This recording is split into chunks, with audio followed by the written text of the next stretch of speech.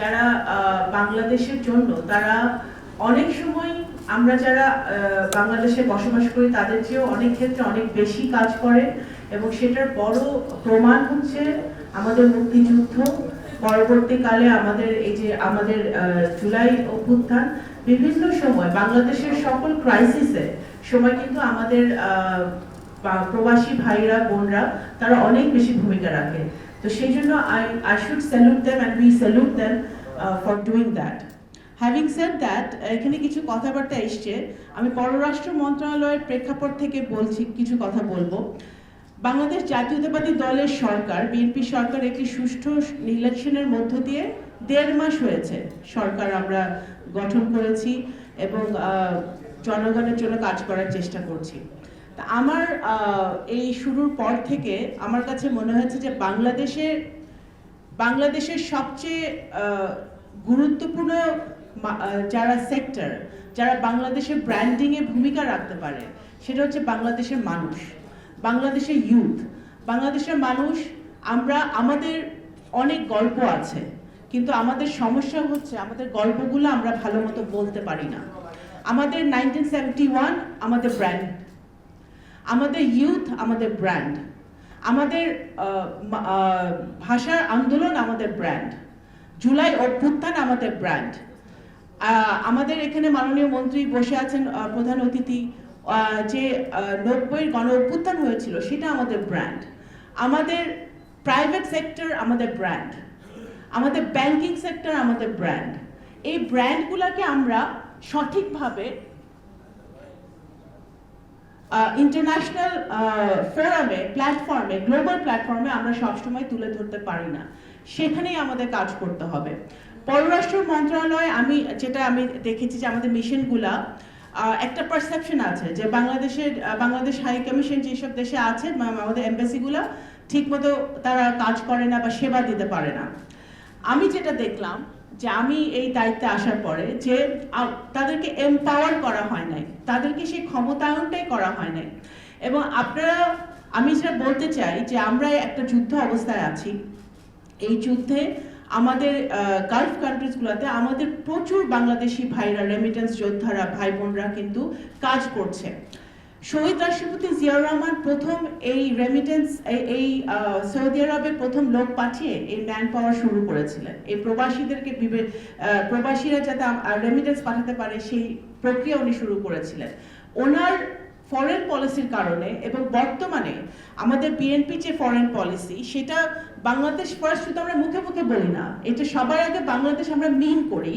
এবং সেই কারণে কিন্তু সেই নীতির কারণে আমাদের এই দেশগুলো কিন্তু এই যুদ্ধের অবস্থায়, যে যুদ্ধ এখন চলছে, বাংলাদেশকে তারা একটি বন্ধু রাষ্ট্র হিসেবে গণ্য করছে এবং আমাদের যে রেমিটেন্স যোদ্ধারা যারা বিদেশে আছে তারা যেন সুরক্ষিত থাকতে পারে, তারা যেন নিরাপদে থাকতে পারে, সেটা কিন্তু ওই দেশগুলো দেখছে। এবং আমাদের মিশনগুলো কিন্তু সেই লক্ষ্যে 24/7 কাজ করছে, যেটা নুরুল হক নূর সাহেব ওনার বক্তব্যে বললেন, আমাদের মাননীয় প্রতিমন্ত্রী প্রবাসী কল্যাণের, উনি আমাদের ইতিমধ্যে আমরা 8 জন বাংলাদেশিকে দুর্ভাগ্যজনকভাবে হারিয়েছি এই যুদ্ধে। এবং এই 8 জনকে দেশে ফিরিয়ে আনার ব্যাপারে এবং যারা ওখানে আছে তাদের যারা ওখানে সুরক্ষিত থাকতে পারে সেই জন্য কিন্তু আমাদের মিশনগুলো 24/7 কাজ করে যাচ্ছে। এখন আমাদের ব্র্যান্ডিং আমরা কিভাবে করতে পারি? আমাদের ব্র্যান্ডিং আরেকভাবে হচ্ছে, সেটা হচ্ছে আমরা হিউম্যানিটেরিয়ান গ্রাউন্ডে।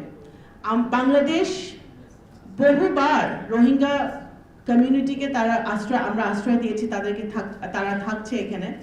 এই রোহিঙ্গা এত বিশাল একটা সমস্যা, কিন্তু তারপরেও কিন্তু আমরা হিউম্যানিটেরিয়ান গ্রাউন্ডে বিশাল একটা রোহিঙ্গা জনগোষ্ঠী বাংলাদেশে এখন বসবাস করছে বাংলাদেশের ভিতরে।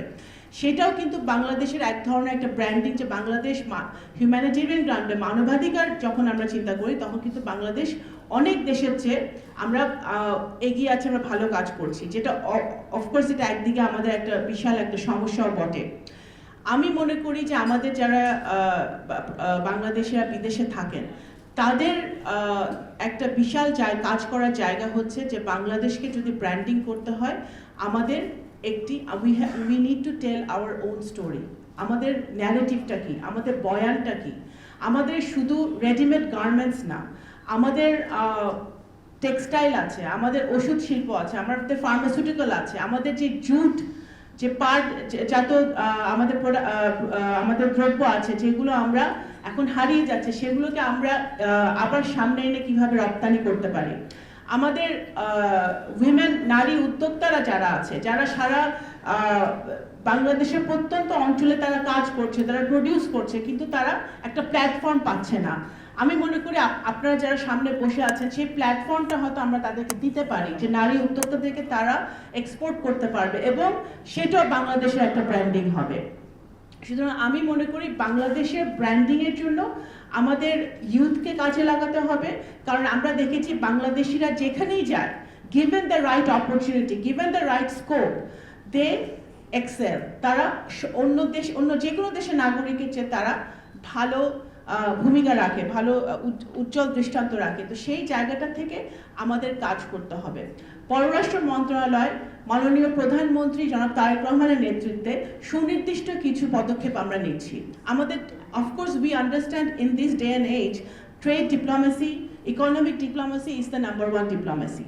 এছাড়াও আমরা কিন্তু এই অর্থনৈতিক অবস্থাকে আরো সচল করার জন্য, বাংলাদেশকে আরো শক্তিশালী করার জন্য আমরা স্পোর্টস ডিপ্লোমেসি এবং কালচারাল ডিপ্লোমেসির দিকে নজর দিয়েছি। আমরা ইতিমধ্যে ইন্টারমিনিস্ট্রিয়াল অনেকগুলো মিটিং করেছি, যাতে আমরা কিভাবে স্পোর্টসকে কাজে লাগিয়ে, কালচারকে কাজে লাগিয়ে আমরা সেই প্রত্যেকটা দেশে আমাদের বাংলাদেশের ফুটপ্রিন্ট আরো জোরদার করতে পারি। সার্ক, যেটা শহীদ জিয়ার স্বপ্ন ছিল, ওনার ভিশন ছিল, বাংলাদেশের বর্তমানে বাংলাদেশ সরকার মাননীয় প্রধানমন্ত্রীর নেতৃত্বে আমরা ইট ইজ আওয়ার প্রায়োরিটি সার্ককে রিভাইভ করা, এবং the main reason to revive SAARC, BIMSTEC এবং অন্যান্য প্ল্যাটফর্মগুলোর মতো, কাঠামোগুলোর মতো ইজ টু এই সার্কভুক্ত দেশগুলোর মধ্যে কানেক্টিভিটি বাড়ানো, ট্রেড বাড়ানো এবং স্পোর্টস কালচার বাড়ানো এবং পিপল টু পিপল রিলেশনশিপ আরও জোরদার করা, যেখানে বাংলাদেশের একটা ব্র্যান্ডিং হতে পারে।